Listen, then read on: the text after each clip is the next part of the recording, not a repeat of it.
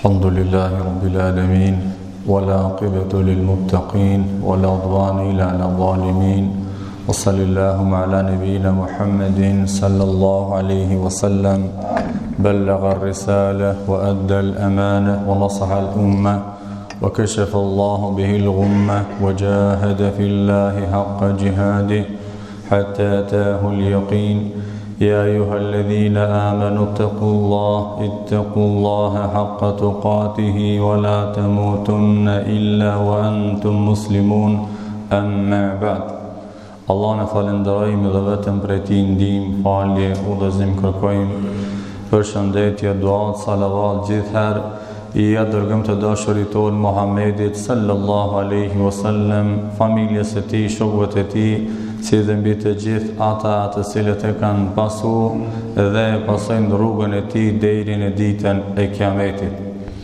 Xhamati nderuar, vazhdojmë prapë në temën duke folë për sinqeritetin. E që sot inshallah do të flasim rruga që na çon për të sinqeriteti, apo si të bëhemi besimtar të sinqert. Çështja e parë, nëse dojna me ditë na si të bëhemi robër të Allahut të sinqert, është që ta njohim Allahun Dhul Jalal me emrat e tij edhe cilësitë e tij. Por ai I cili e din se Allah Azza wa Jall është në Semiun Basir, I cili dëgjon çdo sen dhe shikon çdo sen. Ai I cili e din se Allah Azza wa Jall është alimun bi dhati sudur, I dishëm në ata që kena në gjoksat tonë, alimun bi kulli shay, dhe është I dishëm për çdo sen. Edhe s'ka mundësi që mi u fsheh diçka Allahut, ku Allah thot në Kur'an: Inna Allaha la yakhfa alayhi shay'un fil ardi wala fis sama. Allahut nuk ka mundësi që t'i fshehet diçka qoftë në tokë apo qoftë në qiell, patjetër ki besimtar ka mu bë I sinqert. Patjetër ka mu larguen nga fatësia. Pra nëse nuk e njohim Allahun Azza wa Jall mirë edhe drejt, nëse nuk e dim se çka don të thot Semiun Basir, që Allah Azza wa Jall dëgjon çdo sen, shikon, vëzhgon çdo sen, din çdo sen për neve, atëherë nuk kena mundësi që na mu bë robër të Allahut Dhul Jalal të sinqert. Me një fjalë, grada më lartë e fesë e Islamit është me adhuru Allahun Azza wa Jall sikur se e sheh, edhe pse nuk kena mundësina me pa, kurse Allah Azza wa Jall neve na sheh. Kështu pra është rregulli, apo çështja e parë, se si na mu bë të sinqert, veprat tona mi bë të mira dhe mu larguen nga veprat e këqija që Allah Azza wa Jall na I ka ndalue, duke adhuru Allahun Azza wa Jall sikur se jemi duke pa, edhe pse në këtë botë s'kena mundësi me pa, Allah Azza wa Jall neve na sheh. Çështja e dytë që neve na ndihmon se si mu bë robër të Allahut Azza wa Jall të sinqert, mi u lut Allahut shumë. Dhe me thonë edhe këtë me ba, une po mundona mi bo punët e mija të sinqerta, plus mi ashtu edhe lutjen, që Allah mi u lut, o Allah, më bëm të sinqert. O Allah, mi ban punët e mija të sinqerta, edhe më ruajnë nga si e fatësia. Dëgjoni se çka thot Muhamedi alayhis salam. Thot: Ejuhan nas ittaku shirk. O ju njerëz, o ju besimtar, keni kujdes shirkun. Këtu kuptimi I shirkut ka ardhur shirku I vogël, që don të thot si e fatësia, që është e kundërta e sinqeritetit, e veprës për hir të Allahut Dhul Jalal. Thot: o ju njerëz, keni kujdes shirkun e vogël. Keni kujdes si e fatësin. Pse? Thët fe innehu akhfa min debibin naml. për shkak thot se si e fatësia që ki shirku i vogël është ma e padukshme se sa fërkemi i bubrecit. Allah na ruajt. Shumë është rrezik mi rujt veprat tona. Shumë është vështirë që mi bo punë për hir të Zotit. Thot keni kujdes si e fatësin, për shkak thot se si e fatësia është me padukshme, me fshehur në zemrat tona se sa fërkemi i bubrecit. Na kena problem me po bubrecin, po të shka thu për fërkemin, për atë vendin ku shkel bubreci. Të pranesh me të thënë i dëruri Allah, të kifen e të ki, e si me rujt në vetën tonë, nga kjo, thët bëjnë e këtë lutje.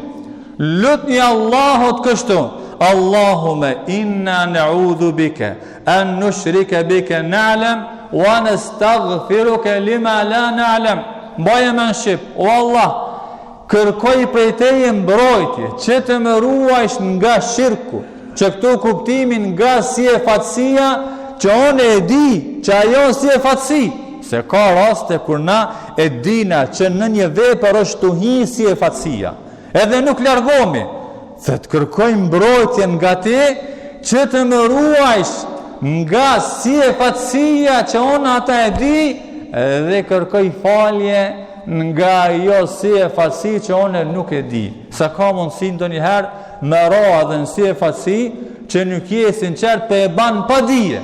Pra, kërkoj mbrojtje që të më ruajsh që onë mos të bajnë si e fatësi. Duke ditë këtë edhe kërkoj falje që nëse e kumë bo pa qëllim atë si e fatësi, Allah në ruajt. Pra kështu thët, lutni Allahu dhul gjelal dhe gjithëherë besimtari kur të banë punë të mira edhe kur të largohen nga punë të këqija që të jenë të sinqerta ti lutët Allah të zogjel që këtë e ka bo vetëm për hir të Allahu dhul gjelal.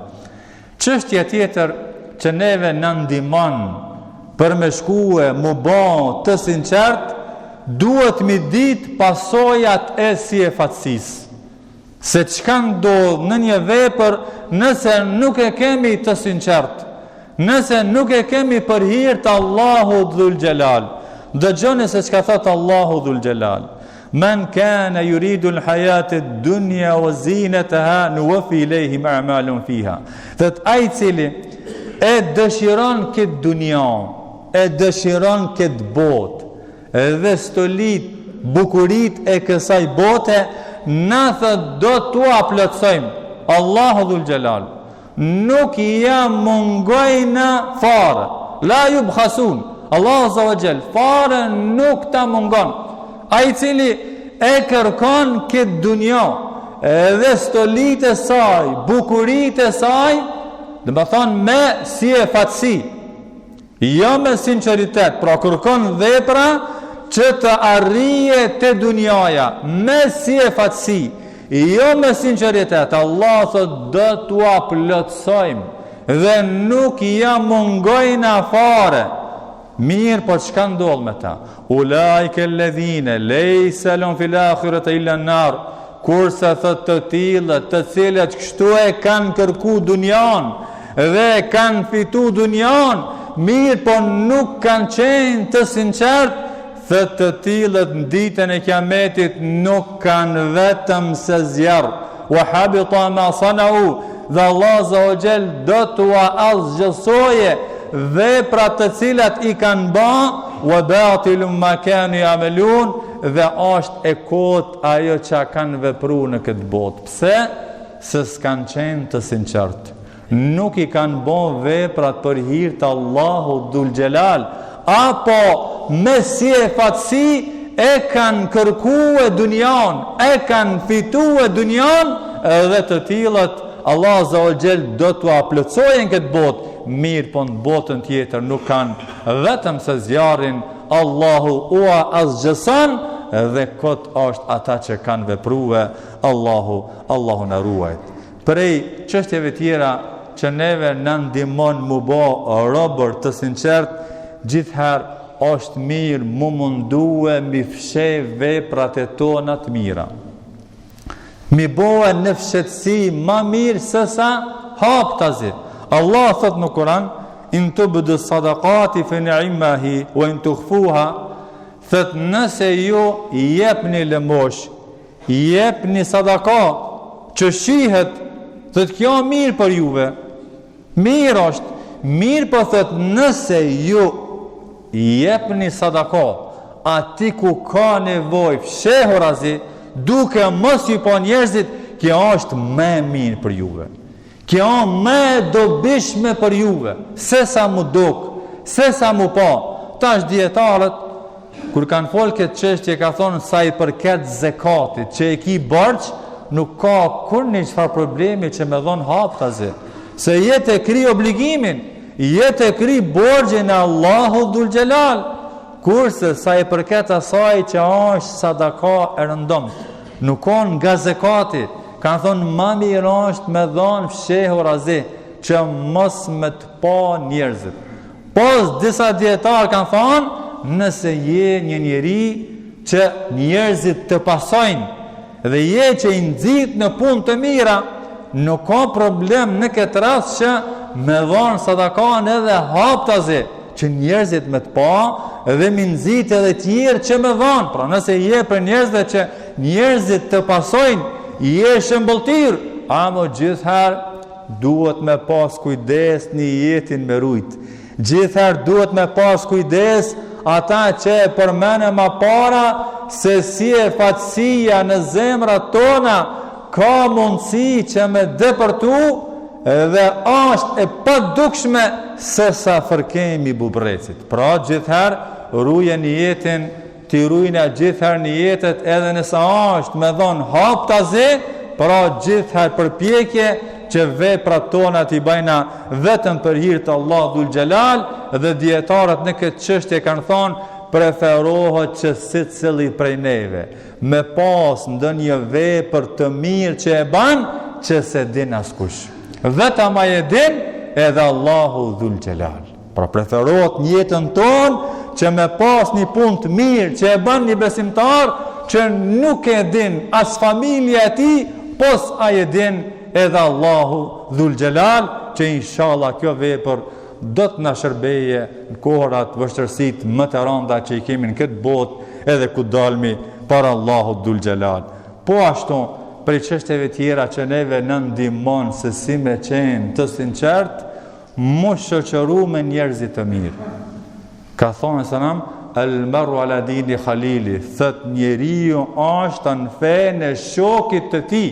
Për ata ke kujdes, ke shoqëron.